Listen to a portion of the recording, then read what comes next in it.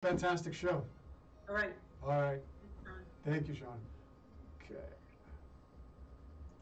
This show is brought to you in part by Magic Financing, featuring Monthly Edition. They can help you get auto financing for anything. In business for over 32 years, Magic Financing is dedicated to customer satisfaction. If you've got credit issues, they have the answer. No matter what your profile is, they can help. They work with people who have fair credit, bad, or simply terrible credit repayment history, as well as people who have no money down. That's right, no money down. They are located at 6385 North Federal Boulevard with great auto inventory. Give them a call at 303-298-1155. That's Magic Financing, features Margaret the Magician. They're open Monday through Friday till 8 and Saturdays till 7. Check them out. That's Magic Financing. Call them today at 303-298-1155. Tell them that you heard about it here at kuhsdenver.com. Also, visit us at www.magicfinancing.com. Good afternoon and welcome to the council. I'm your host, Charlie Pacello. Welcome, folks. We have a wonderful show set for you today here on Good Friday. So for all of you who celebrate Good Friday to you. And what a celebration to all those who follow that tradition. So I hope you have a beautiful weekend ahead of you. I just want to do a quick shout out to KUHS TV radio, the stream right here in Denver, Colorado. We are broadcasting live to you here and broadcasting all across the nation and all around the world. We have some of the best programming that any station has to offer. From talk shows to music shows, DJs.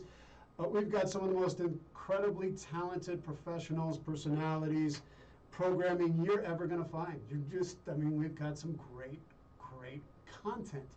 So tune in to us. Our reach continues to grow. We're touching lives all across this globe. We're reaching in 6 continents. This show in particular is reaching in over 40 different countries. We thank you all for tuning in every couple weeks to the council to listen to us and to hear the people that we bring on to share their wisdom, their insights, and to help bring hope and healing in a very difficult and troubled world right now. We stand and we want to be a beacon of hope in this world that's filled with a lot of fear and distrust and separation. We strive to bring our city and our nation and our world together by providing a platform to celebrate our commonalities, our goodness, and our humanity. So that's us here at KUHS TV Radio, the stream. Also, just want to make a quick announcement. I have a new website for all of you who are tuning in. It's called CoreSoulHealing.com. It's www.CoreSoulHealing.com. We have just launched, if you're looking for any kind of coaching, classes, retreats, we've got some incredible programs to help you to heal from trauma, to reconnect on a deeper mind, body, soul connection, and to restore the soul. That's what we're about. And so check it out. We've got some great things that are coming up this summer. You won't want to miss it. Also, I have a dear friend of mine who was on the show a couple months ago. Her name is Linda Tai. She is a somatic trauma specialist. She is having a class that's beginning next week, a somatic strategies class. I believe it's 12 weeks, I think. It's fantastic. If you can get into this class, you're going to learn so much about how to regulate yourself, to self-regulate, understanding the nervous system, how to be able to recognize when you're moving into anxiety, and some strategies, some somatic strategies to help you to learn how to get back into your body. It's fantastic. I took the class myself. I couldn't recommend it more highly. She's outstanding. Check out collectivelyrooted.com. That's collectivelyrooted.com to sign up for the class. It's with Dr. Bessel Vanderkolk and their group. So if you're interested, please check it out and sign up. Oh, well, today's guest is, I've had a chance and an opportunity to speak with her before we came on air. And You know, as a veteran, I'm very sensitive to whether people are coming from a real authentic place or not. If they're genuine and sincere about their love of veterans and the things that trouble them, that can cause heartache and deep disturbance in their emotional and psychological well-being. And our guest today is the real deal. She's a real doc. You know, and a doc is someone is beyond a doctor. They're someone who's looking out for your best interest. They're deeper than just someone who's filling out prescriptions or, you know, doing assessments and all that kind of stuff. They're there because they really care. They really, truly care. And our guest today is going to share some of her wisdom with us and experience on how to help us to move through the pandemic, the impact that it's having on us, and also because she has written this incredible book. It's called Warrior: How to Support Those Who Protect Us. I spent the last week reading and diving into this book, and she has tapped into what really is going on inside of warriors, what's going on in their hearts, what they hide from us, and how important it is to have trust whenever we engage with people who come from a warrior class tradition. So, without further ado, let me introduce to you my esteemed guest. Her name is Dr. Shauna "Doc" Springer. She is a best-selling author, frequently requested keynote speaker, and one of the world's leading experts on psychological trauma, military transition, suicide prevention, and close relationships. She is the author of Warrior: How to Support Those Who Protect Us, and the co-author of Beyond the Military, a Leader's Handbook for Warrior Reintegration. She's a Harvard graduate who has become a trusted doc to our nation's military warfighters. She navigates difficult cultures with exceptional agility. As chief psychologist for Stella, she advances a new model for treating psychological trauma that combines biological and psychological interventions. Doc Springer is a licensed psychologist who is frequently sourced by the media for her uniquely perspective insights on trauma recovery, post-traumatic growth, psychological health, and interpersonal relationships, developed from 2 decades of work at the extremes. Doc Springer's work has been featured in multiple media outlets, including CNN, Vice, NPR, NBC, CBS Radio, Forbes, Business Insider, Military Times, Gun Talk Radio, Coffee or Die Magazine, the Marine Corps Gazette, Havoc Journal, Thrive Global, Police One, Anxiety.org, Washington Post, Military.com, and Psychology Today. Her website is www.DocShaunaSpringer.com. Again, that's DocShaunaSpringer.com. Welcome to the Council, Doc Springer. Thanks, Charlie. It's good to be here. Oh, I'm so happy to have you here and to join us on the council, to be able to share your insights and for us to talk a little bit here about your incredible book. I mean, I'm just, like I was sharing here in the opening monologue, you have such a sincerity and authenticity about you. Could you just share with us a little bit about your background, a little bit more about it, and what was your first experience working with veterans? Sure. So I am a licensed psychologist, as you said, and I really don't do clinical work anymore. I've really gone free range, and I have a number of different engagements with people in the military tribe and the veteran tribe in terms of going into their private circles and their reunions, and also supporting them through my role as chief psychologist at Stella as they seek innovative treatments for post-traumatic stress and other types of traumas.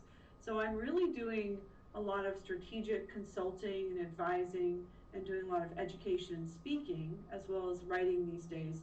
But to get to the heart of your question, I really didn't plan to work with veterans. I couldn't say that it was something that I always knew that I would do or anything like that.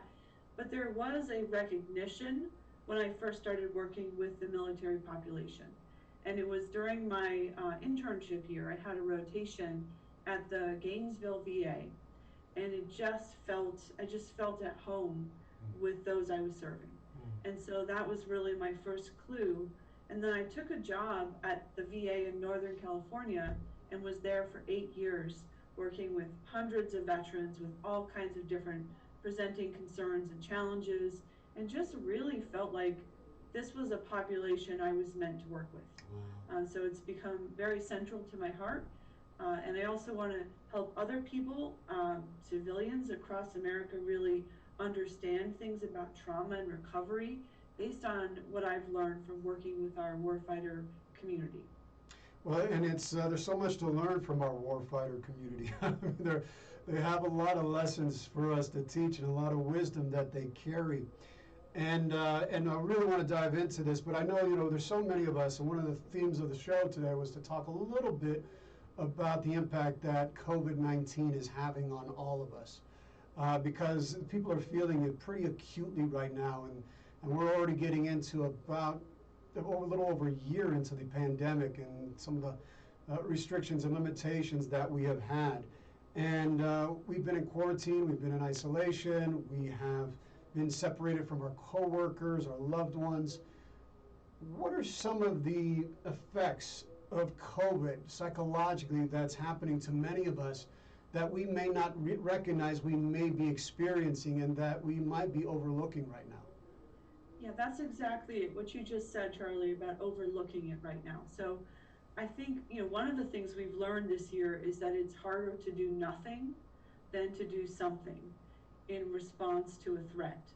So we are wired to respond to a threat with action. And what we've been asked to do, and this makes logical sense, but it's really hard to do it in practice, is to shelter in place and restrict our activities and restrict our connection with each other. It's easier in some ways to take on a challenge with direct action. In some ways, the bombing of London and people being told to, carry on would be an easier psychological challenge to really show a healthy form of defiance and really do something in response to a threat. What becomes really hard is to just stay in your foxhole for the better part of a year and do nothing at all. So people really miss the point when they say things like, our generation had to, go and fight this war or do this thing, and we're just being asked to watch Netflix. That really misses the point psychologically. So that would be one thing. And then I think with this year, it's just been, there's a lot of background stress that people really don't put their finger on and acknowledge or even understand how to talk about it and think about it.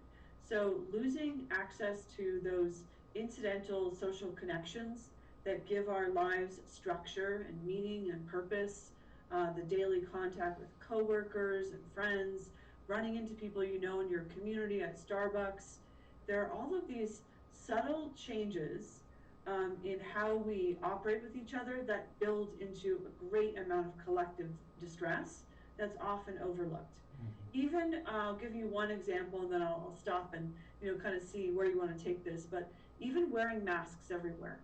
The thing about masks is you can't see people's facial expressions. And so it's really hard to tell if people are squinting at you suspiciously or are they smiling, and that's why the corners of their eyes are crinkled up. So all of that data, and I was in a grocery store the other day and one of my neighbors said, "Oh, hey, Shauna," and I hadn't had someone address me in public in the better part of a year, and that's really weird because I'm really connected in my community, and so it's almost, when you go out, you're going to see people that just in the course of a normal day.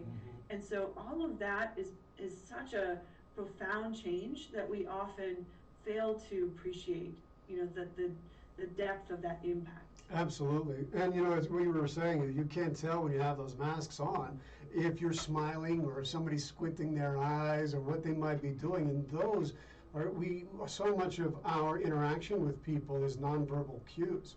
Like about 70% of our nonverbal or our communication is nonverbal. We can sense by whether somebody looks, the way they smile, or frown, or their posturing, all kinds of signals that alerts us to say, well, this is a safe situation, this is an unsafe situation, this is going to be a happy conversation, this is not going to be a happy conversation. All of those things And it almost like we've been atrophied because we've been in isolation for so long that, boy, when we hear it, it sounds very foreign to us. And I think that's something we have to acknowledge and recognize. We need to connect to survive. We need to belong. We are social creatures, and what this disease has done is divided and conquered. It's taught us to see each other as a potential threat, as a potential source of disease. That's really dangerous psychologically. And as well, to your point, with the masks on, people feel more anonymous. And some of the behaviors they would never consider doing are things that are becoming habitual now. If you go out on a bike path and someone is wearing a mask and they cut you off, they might not have ever done that before if their whole face had been exposed, but now people feel more anonymous. And that can also lead to things that are really not helpful for keeping a connected society together. Yeah, we can hide behind our masks. I mean, that's the thing in psychology, is that very often we put on our masks in culture, in society. We have our business person mask, and then we have our father, mother mask, and we have our, doctor mask. We have all these different masks, and now we actually really have a mask, and that kind of covers our face, and so we can't do things that are not in our best interest or in our culture's best interest, because it changes something that's happening up here. We don't see things, we're not seeing things clearly. And then it also leads to narratives, I think, in the mind where you can think somebody's doing something to you and they're not doing anything to you. But because you misread the signals that we have, our evolution has allowed us to pick up on and perceive, because you're not getting that information coming in, you can look at someone and think that they're upset with you when they're not, and then you can make a decision to do something about that, but your information is completely wrong. It's not correct. That's it. We get so much data from that nonverbal feedback. And there's also this piece about the fear of, what could happen. Many of us have, frankly, just dealt with it and compartmentalized it and suppressed it for the better part of a year. We know the numbers, we see alarming news stories, but we try to keep it out of our minds. I had an interesting conversation with a Harvard College friend of mine yesterday, and she said that she didn't realize how much fear she was holding until there was an opportunity to potentially get the vaccine, because she was on a lower priority list, and so other people in her circle that were older or had other reasons were getting the vaccine, and she's really wanting it. And now that there's sort of like this potential relief or end in sight to this fear, that's when it became very clear to her just how much this was having an impact as kind of a background stressor. So we're all carrying background stressors that we have never carried before, and this kind of trauma is no longer an abstract concept, I think, to many of us now. Well, and those of us who are working in the trauma field are aware that once this passes, there's going to be a lot of people who are going to be needing some kind of assistance, some kind of help, because when you're in a crisis mode, as a lot of veterans know and understand, when you're there, you're focused on the mission, you're getting clear, you're surviving that time, that moment. And then when that time passes, and it will pass, there is your whole system starts to come down, because you're not on that hyper-vigilant state anymore, and now you're coming down from it, and then all of a sudden, all that stuff you've been holding back, the fears that your friend was having, about all of a sudden start coming to the surface. And people need to understand the nature of trauma and the road to recovery. How has this year, Doc Springer, how has this year helped us to understand the nature of trauma and the road to recovery from its impacts? Well, the interesting thing is that people seem to be having kind of one of two pretty different reactions to this year. Some of the people that I work with in the warfighter community have had a number of past traumas, but have actually done really well this year. And that's an interesting thing. And as I talk to them and I'm curious about that, what I've come to understand is that it's because they don't feel so much like strangers in a strange land anymore. For many years, they felt like alien creatures or ghosts that were invisible to society and holding a kind of trauma experience that nobody really understood. And now I think we're all going through this trauma collectively, and people are being, frankly, humbled by an understanding of how much trauma can impact you. Your way of thinking, the quality of the sleep you get, the quality of your interactions, all of it's impacted by trauma exposure. And so many of us are, dealing with grief and traumatic grief that's cut off, and things that previously our military population had a disproportionate burden to bear. And so they feel more like a part of society. And then there are also people that I work with who've said, I've been through trauma before. I know who my tribe is, and this is civilians and military alike. I know who has my back, and I can survive this. I know how strong I am because I've come through things that are difficult. And so these are people that have come through past traumas and really experienced a powerful form of post-traumatic growth. And they are taking this year on as just another challenge they know that they are equipped to face. There are others, which is completely understandable as well, for whom this trauma is echoing past traumas. So having to be hypervigilant 24/7, having a continuous sense of threat, not knowing whether you can trust other people to be around them, if they're safe, if they're going to communicate a disease to somebody you love, fearing that somebody could get a disease, and sort of like figuratively step on an IED and get really sick really quickly and be gone. These are all experiences that can echo past trauma. And so it can have a greatly exaggerated impact for others of us. So both reactions make sense. And my theory is that to the degree that you have felt a sense of mastery and growth from past traumas, you will be able to weather this storm a little bit better than people who feel like they are helpless in the face of this ongoing trauma with, who knows when it will end, although the vaccine has certainly given us hope that there is an end in sight now. Oh, absolutely. And I know that, we were remarking about how sometimes you're the invisible enemy that's kind of like lingering on you, and you're not sure if somebody's going to be passing it. And so, some people's reactions who are not, who have not had some trauma in their past life are so scared they won't even get close to people. Yeah. But then all of a sudden, I know, like an experience that in my family, one of us had COVID, and it got to one of our uncles and our aunts, and then there was this explosion of like, how could you? Why did you go to the gym? What were you thinking? I mean, all those things were happening. And it was because of the stress that was underneath all of this crisis mode that we were under, that we didn't really acknowledge until all of a sudden one of us got it. And fortunately everybody's healthy, and it was a mild strain. But yeah, it's very, very palpable. And so to help people to navigate through this is going to be extraordinarily critical, especially as this vaccine gets more to more and more people, and people start releasing the tension, and all of this stuff that they've been holding back starts coming to the surface. And to your point, it's not going to go away just because we're all vaccinated or enough of us are vaccinated. There's going to be a very long tail, no matter what. Psychologically, there's going to be a very long tail of recovery because we've now been conditioned, and we've conditioned ourselves to treat the world as unsafe, to treat other people as a potential disease vector.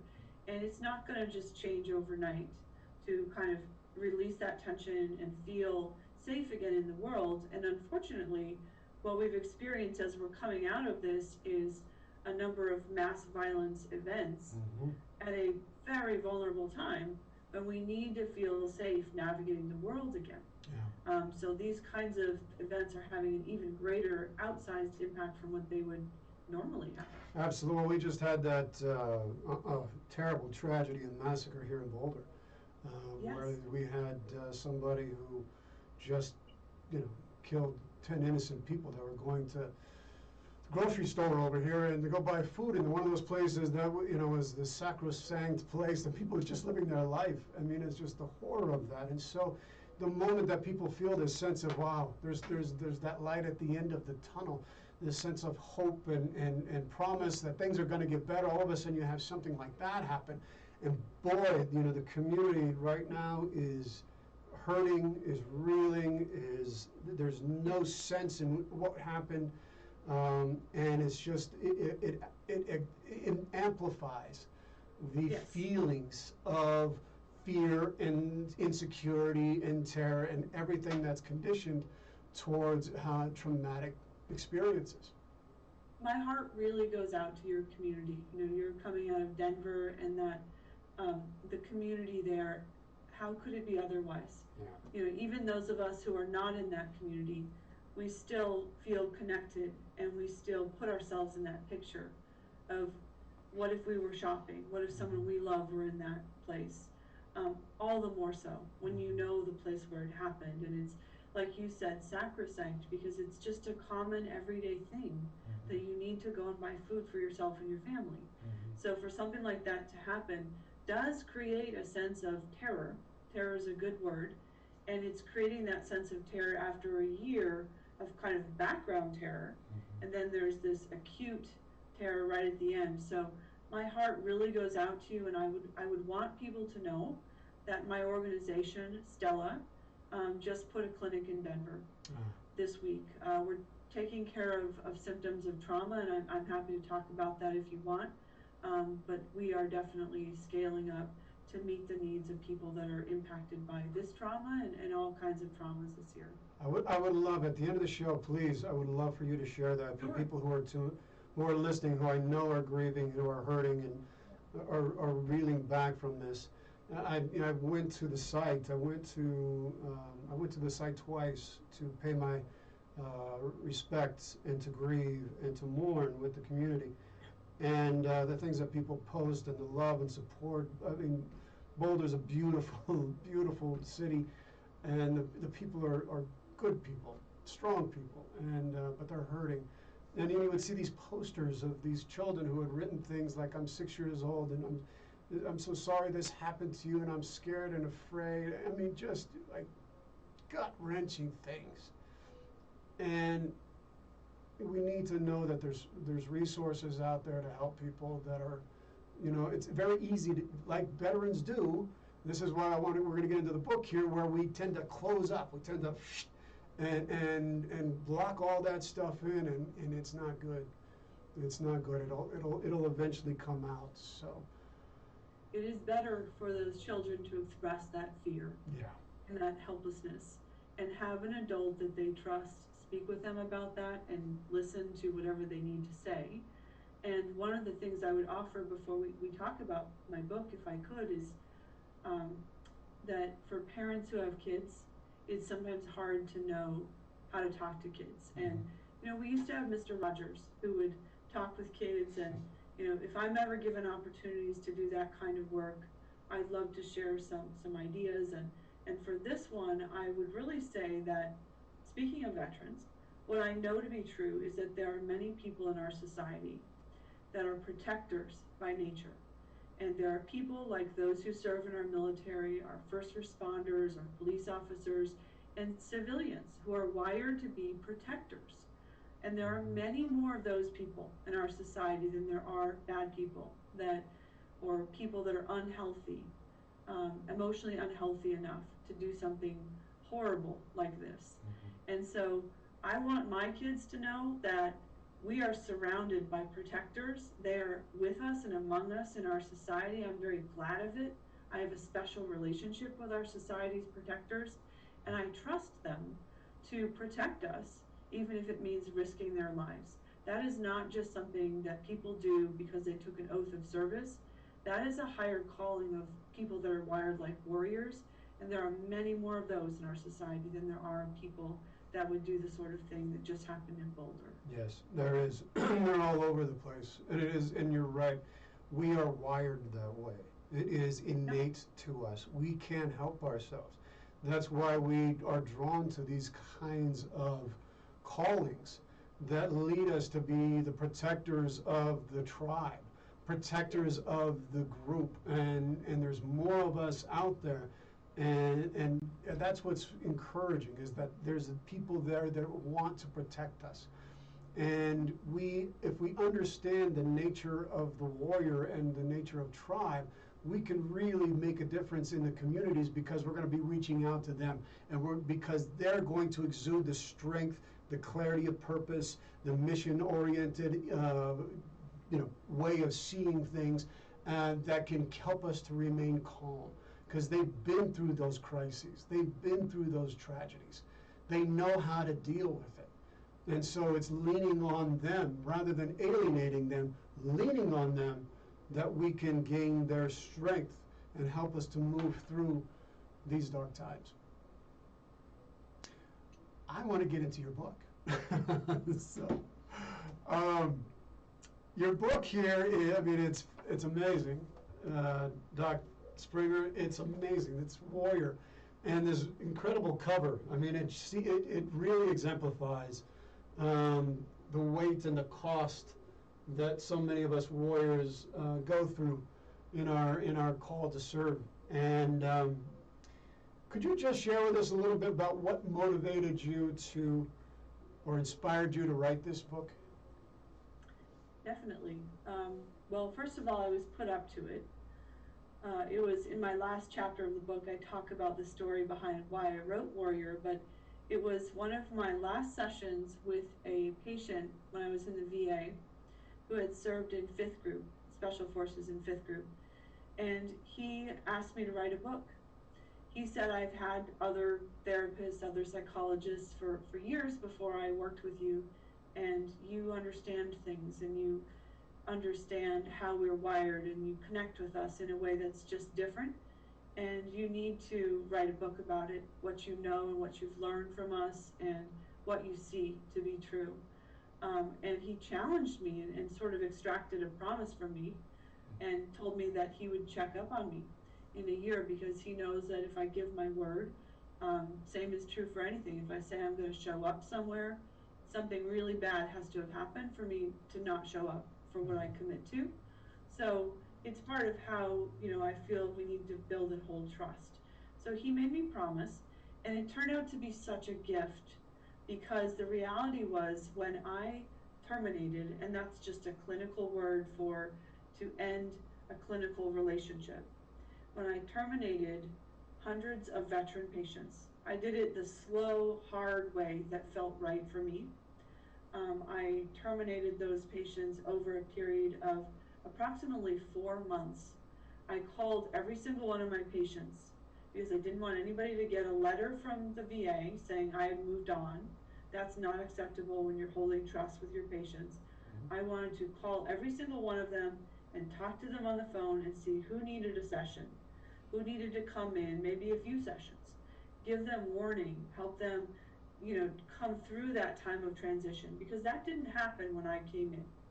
They just had a deep attachment wound from losing a provider they trusted very deeply. And so when I came in, I had a deficit of trust to overcome, as we often do, civilians working with the military. And so I had worked really hard to build and hold that trust, and I wanted to honor it all the way through. As a result, I was sitting in all of these sessions that were emotionally brutal, frankly, Charlie, just really absorbing their last words to me. They were very gracious about me moving on. They knew I was still going to be on mission in a different way. But it was hard. And a number of them went into crisis, and it was scary, and I worried about them. And I had one of them, come onto campus and cut himself up, and that was a crisis. So it was a tumultuous time. And I still was committed to doing it right. So at the end of that time, when I finally kind of had seen everybody that wanted to come in, I then had, to our earlier conversation, my delayed reaction. Because in my own way, there's a kind of warriorship that's required, a different kind of warriorship, to be a healer. And so I was compartmentalizing all of that and just working with my patients and focusing on getting them taken care of. And then I had this delayed reaction, and it surprised me and actually kind of, it was hard at first. I didn't know what is this feeling? And I realized that it's grief. It was a form of grief. And it's not that my patients took care of me. It's not that they knew much, if anything, about me. Little things, which is kind of part of being a human in the room, but it was about them. But I still cared deeply for them and about them and supported them to change their lives. Over 8 years, I was in service to them. And so I had this grief reaction, and warrior became the way to honor that grief. It was the way to take all of that grief and find a meaning in it, find purpose in it, and channel it into speaking the truth that I knew about where the suffering is, where the hidden pain is. How do you really understand people that are wired like warriors? And how do you support them well and bring them all the way home from war, whether they deployed or not? How do you bring them all the way home from the warrior role that they held in the military? And that's what the book is really about. I didn't plan to bring it out in a global pandemic. Didn't predict that. But it's kind of hard to predict that one. Yeah, as the year has unfolded, what I've learned is that there's so much in my book that can be applied to all of us, and how we recover and how we heal from trauma and navigate times of disruptive change. Absolutely. And so I'm about to really release a second edition and put some additional material to help bridge that understanding for all of us, really. Well, it's fantastic, and you really, you were talking about grieving, and it's so important. I think a lot of times we don't understand what healthy grieving is all about. Whether you served on the front lines or you worked in support functions or whatever, sometimes we struggle with certain things that come up, and we don't know who, as veterans, we don't know we can talk to somebody. When I was doing the things, and that's what really struck me with and especially this part about grieving and being able to understand, can I trust you with the things that are going on inside of me? How can I trust? When I worked in Los Angeles, I was working on the nuclear warfare program. Things were happening to me. I was waking up with nuclear apocalyptic nightmares. I was frozen in my bed. I was having night sweats. I was waking up, hearing explosions going on around me, and I didn't know if I could trust anybody by telling these kinds of things. And so it was, how do you mourn? How do you grieve? And I think these are the things that are overlooked is the importance of healthy grieving and establishing trust with our caretakers. Could you go and explain that a little bit more deeply than what I just articulated? Sure. So during the 8 years I was at the VA, here's what I learned during those years.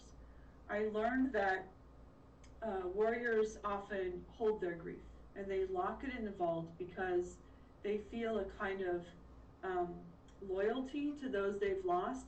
It feels sacred to them. And the pain of grief is intertwined and bound up with the love they feel for their brothers and sisters in arms. So to reveal that grief is not instinctive, and it's actually very hard for them to do. And they're concerned that a provider will tell them to, oh, that's pain, we're going to process it and move on. Because that's what providers do for trauma. So it's a logical assumption. The goal of trauma-focused care is to kind of help people process it and disconnect from the trauma event so that you can move on. And I knew in the VA that was the wrong call. I knew that when somebody came to me and they were ripped apart by having lost somebody, whether killed in action or to suicide or a training accident, that was a high stakes time. And I knew even then that I needed to ask them, tell me about that person. What is their name? Tell me stories about them. And to tell them, my goal is not to ever help you say goodbye. My goal is to help you remember that person and walk in the understanding that that connection was real and is real. And then I went to TAPS, Tragedy Assistance Program for Survivors, in part because I had admired their work around helping those who are grieving. And I worked specifically as a senior director My team was suicide prevention and postvention, and so I was the senior director for that team for about 3 years. And it was at TAPS that I really learned kind of a comprehensive model and helped articulate that model along with the people that had been developing that model for the past 10 years before I had come. So we kind of consolidated the model, defined it, in 3 steps, and then we trained it.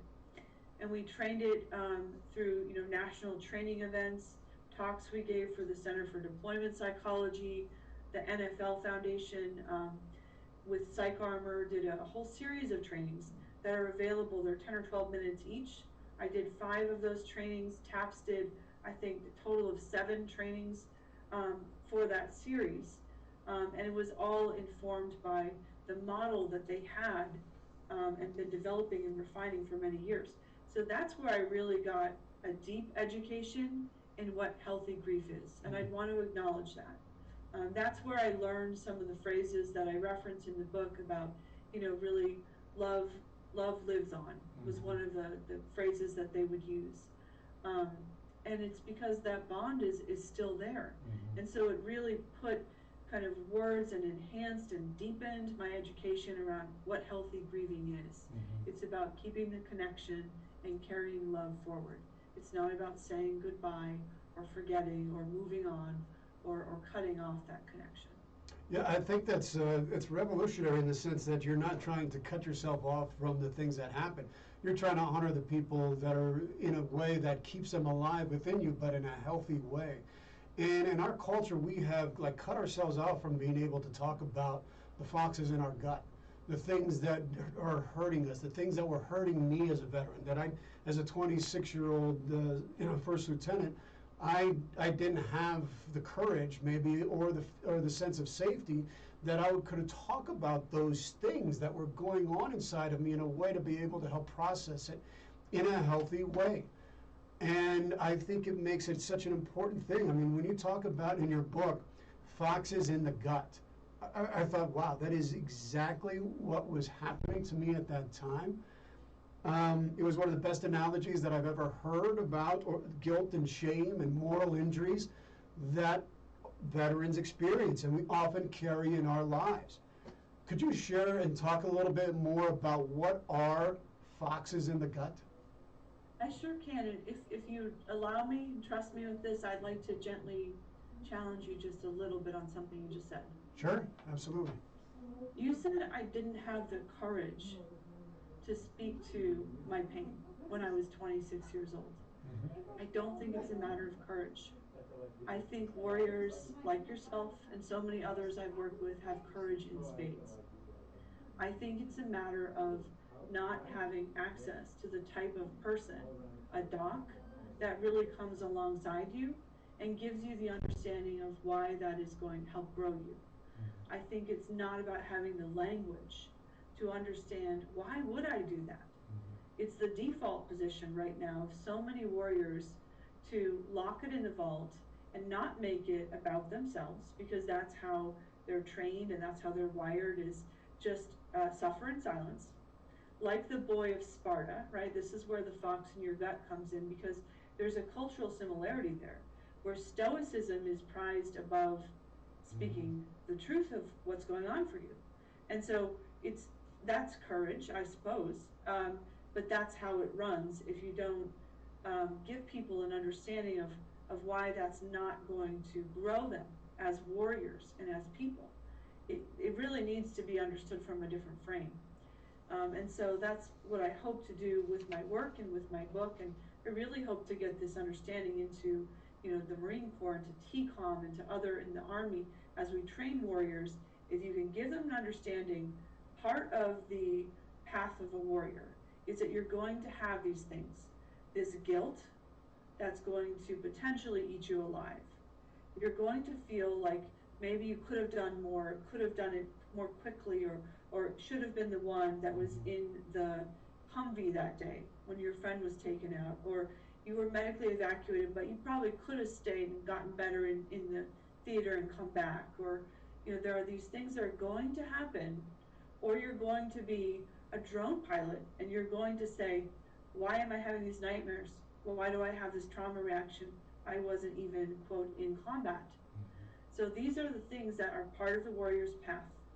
And the thing to understand is to give warriors the access to docs that can come alongside them, who have their best interests at heart, who know how to grow them as warriors and help them walk through those valleys. That's going to make you stronger in the end. And that takes a kind of courage. But it's not because of a lack of courage that people don't do that.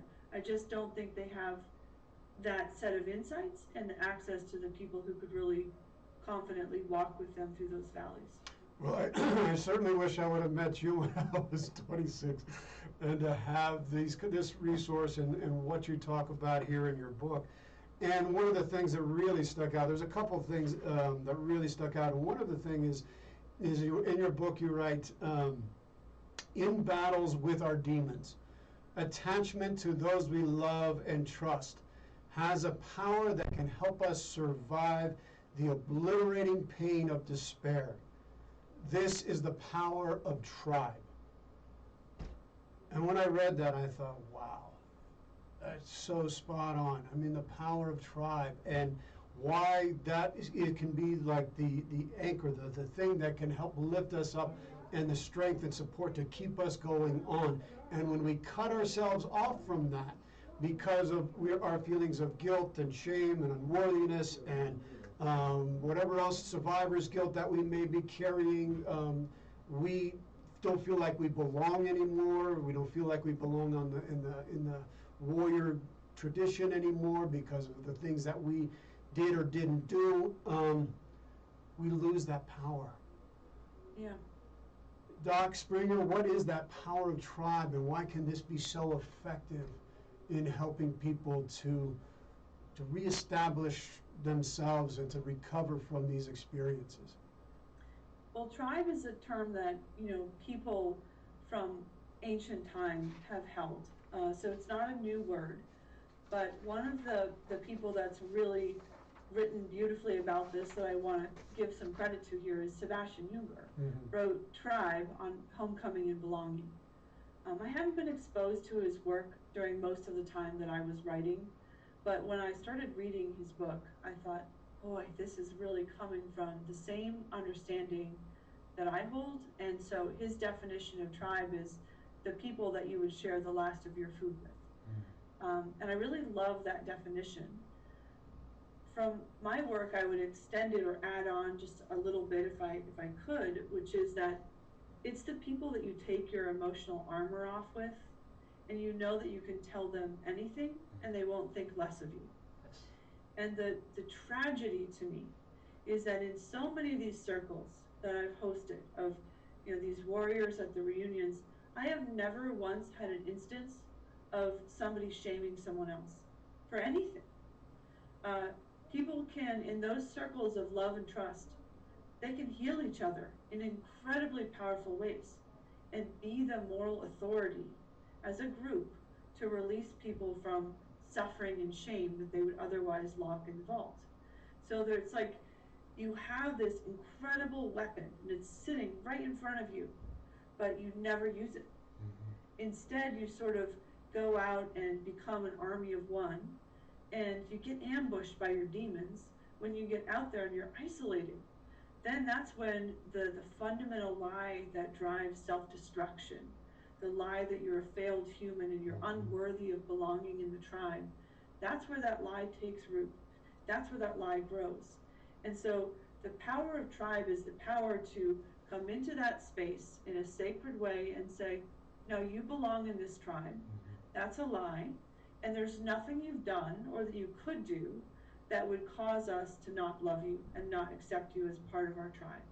You might need to clean up your act in this way and that way, and we'll help you get there, and we'll give you a boot in the back from time to time in love. Veterans will do that for each other, and that's all part of it. But when people turn to those they love and trust, not just one person, but you bring in a fire team of people or a unit of people around you, a core unit, you are so much more likely to survive that valley of despair than if you try and walk it alone. And so veterans have what they need with each other if they could just understand that and turn to each other and trusted docs to facilitate healing and develop the insights that will help them break through trauma. Well, it is, and I try to walk it.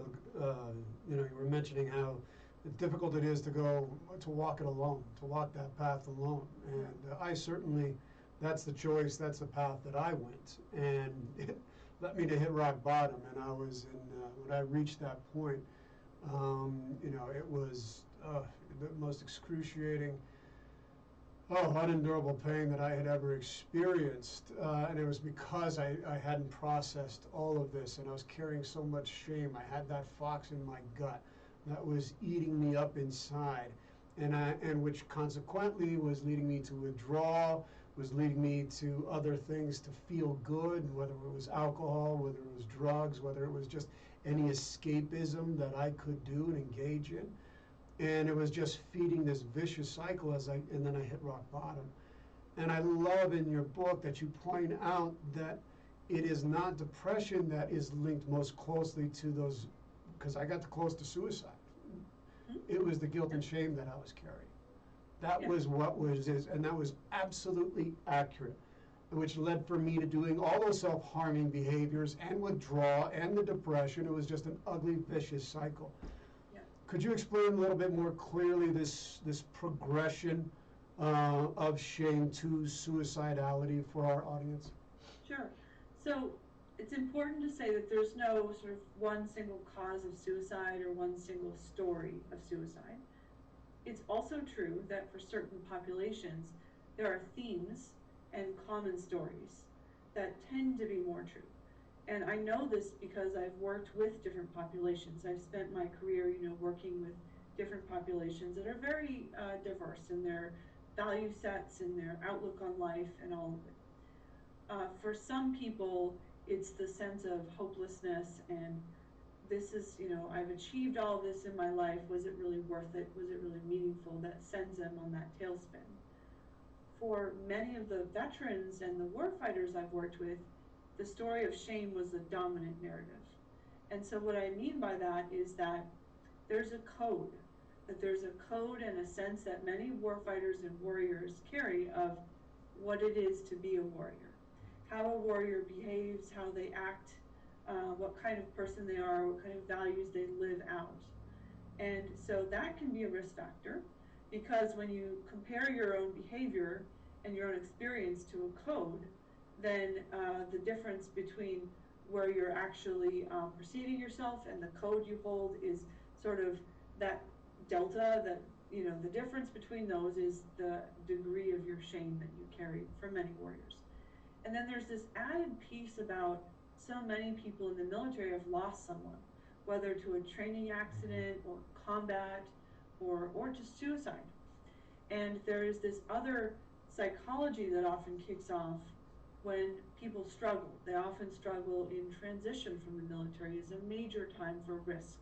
They often struggle when a relationship ends. A pivotal change in your attachment status to a primary relationship, that just means when you break up with someone you really love that was really interdependent with you, that's a huge risk factor for so many of the people that I've served. And they will often go through a time of crashing and burning. And doing all kinds of things that are out of character. But what's unique about warfighters is that they will often compare their own struggling with the ghost of the person that they lost. And they will go into a space of, that person never would have struggled like this, or that person was a true warrior or a true, he never would have yelled at his kids, made his kids look fearful. He never would have done these things to his wife or had a drinking problem or been unable to hold down a job. And so when you do that kind of comparison and you've got a lot of shame and you have agitation, which is often a variable that's directly contributing to a suicide attempt, that's a very dangerous equation. So the sleeplessness and the agitation and this toxic level of shame is a really dangerous combination, And that was a very dominant theme, and is a dominant theme for many of the warfighters that I've served during times of crisis. Well, well, that was me. I mean, everything that you described there, and with my specific, experiences and memories and people involved, but it was a relationship that precipitated and led to that spiraling down and all those thoughts, and being bombarded with demons and struggling with those demons. And it was something that there's a lot of good things that are out there that people try to help people who are at that point. But a lot of times they don't stick. They don't understand what's really going on. And for me, to help me to get out of it, I had to think about who I was going to hurt the most. And it turned out to be my mother. It turned out that was the one person I was like, I got to find a way to keep going. In your book, you talk about this thing called the Warrior Box Project, and how this can help veterans to meet the threats they face when they're confronted by that hopelessness and despair, just like where I was at. I wish I would have known about this Warrior's Box beforehand. I would never have it would have helped me to get out of it much quicker. Could you share a little bit about the Warrior Box Project before we get ready to close the show here? Sure can. So the Warrior Box Project is simply a tangible way to create a protective factor against times of crisis. It's just usually an ammo can that you fill up with the pictures and mementos of the people and values that you would die for in battle. It's those people and those values that you would die for in battle, to your point, that have the power to keep you in the fight during a time of challenge or crisis. And so when you give yourself the opportunity to remind yourself in powerful, tangible ways who those people are and what those values are, by filling up this Warrior Box or this ammo can, and we have a kit, and we, as Brian Vargas and I, he's the co-developer, he's a Marine Corps veteran, we spent a lot of time being really thoughtful about developing a packing list and different kinds of contracts that you have with your brothers and sisters and the people you love and trust to create tribe and to formally articulate what your core values are that would keep you in the fight. And you put them all in one place, and they become, for many people that I've worked with, a very powerful deterrent against believing that fundamental lie that drives self-destruction. So I actually, next weekend, I'm going to get together with a Marine that's coming up from about 29 Palms area, and he's going to deliver me a whole group of ammo cans to support the Warrior Box Project. I'm sure he'll be on the freeway, and people will be giving him a lot of space, because he'll have in an open bed truck tons of ammo cans. But he's a wonderful, wonderful person and a friend of mine for many years. And I've had support from the Marine Corps community, especially around getting this out, and I'm actively working with Brian Vargas to deploy this for Marines and others. And it is not just for warriors. I've had interest from people who have been stuck with a domestic violence situation to remind themselves of their sacred values and the people that they want to get free from a situation for, as a powerful form of support for moving them in a right direction. I think that's what's so great, and I was just going to ask a little corollary. Is this something that can be, because I think it can be, that's transferable to people who are going through loss right now, that are, some of the people that are experiencing from the Boulder tragedy and the losses that they've had this year with COVID. These is something that is applicable in their lives as well. They can produce something that can help them to reconnect to their deepest core values. Yes, it's a physical way of reconnecting with your meaning, your purpose, and your values and the people that you would stay in the fight for. And that's really important when you've just suffered a traumatic loss. That can be something that, if somebody's had no mental health issues whatsoever, or challenges or diagnoses, can put you at acute risk for a mental health crisis. And so understanding that and having something, it's sort of like a war chest and the war on hopelessness. Having that already ready to go so you can visit that and hold that and stay anchored to those values and those people, is what really makes the difference, because truly, when we connect, we survive. Yeah. Yes, it's so brilliant, and it is so true. When we connect, we survive, and I just love the concept. I love the way that it can be so easily manageable, and you can have it. It's tactile. It's right there, and boy, when you need it, you can grab it. You can see it. You can touch it. You can smell it. It gets you right there, and I think it's absolutely brilliant, Doc. I can't believe our show it's 2:00. That went fast. It went fast. Folks, thank you so much for tuning in. We are broadcasting live here in the beautiful city of Denver, Colorado, here at KUHS TV Radio Denver. We are The Stream, and we're broadcasting live here. Thank you, Henry, and everybody here in the back room. They're the ones that make all the magic happen, all the lights, all the sound, making sure everything's connected and reaching out to all these various places that we have around the globe. We're being listened to by so many people. Thank you so much for tuning in to the council every other week. Without you, we wouldn't have this show. And we try diligently to give you the best quality shows that we can, to give you enlightenment, to give you hope, to give you a reason to keep going, and to show that there are things out there that can make a difference in our world. Doc Springer, before I close the shows, I always ask my guests one question. If you could give one bit of advice, one bit of wisdom from your life experience, what would it be? Well, I guess one thing I would say in context of what we've just been talking about is to understand that when you're in crisis, your first instinct may be lethal. Your first instinct may be to isolate yourself and go into your foxhole and just suffer in silence. And if you do that, you can get yourself into a place of such obliterating pain that you'll be surprised by some of the thoughts you may start to have, and some of the self-destructive, dreams and intents that may come up for you. I think understanding that can be predictable, and that there is something you can do, that when you connect with others, you can survive it, is the thing to really keep in mind. And so I would just repeat, when we connect, we survive. And so don't believe your first instinct. You can trust me on this. Connect with those that you love and trust, and that's going to be the way to navigate those valleys. Boy, Doc Springer, I can see why the veterans love you. And I can see it and feel it, and genuine. You are the real deal. Thank you. It's really amazing. And folks, this book is fantastic for those warriors in your life who may need it, and for others. This book is fantastic. Warrior: How to Support Those Who Protect Us. You can get it on Amazon, right? Anywhere you can get. Yep. Okay.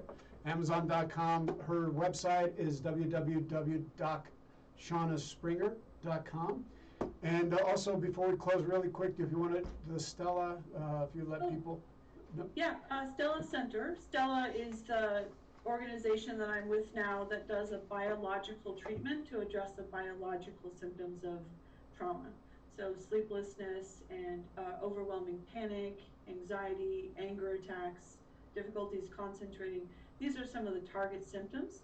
And in the past year, we've scaled up 17 sites now across 12 different states. We're launching in Australia, and we're scaling up to meet the wave of demand that's going to be there for all of us coming out of this year. So stellacenter.org or stellacenter.com, is the website if you want to learn more. Thank you. Oh, thank you. Thank you. That's we need it, and boy, folks, what times we live in. Thank you, Doc Springer, for joining us. It's been an honor. My pleasure. Really an honor to have you on. All right, folks, thank you so much for tuning into the council. We have another fantastic show for you in 2 weeks. We are going to be talking with someone from the Second Wing Foundation, the Second Wing Fund. It's about youth suicide prevention, and very excited to have them come on. Got some great shows coming up in the next few weeks. You want to tune in. Folks, thank you so much. The council is adjourned. May you all be well. May you all be free of pain and suffering. May you all be whole. God bless. We'll see you in a couple weeks.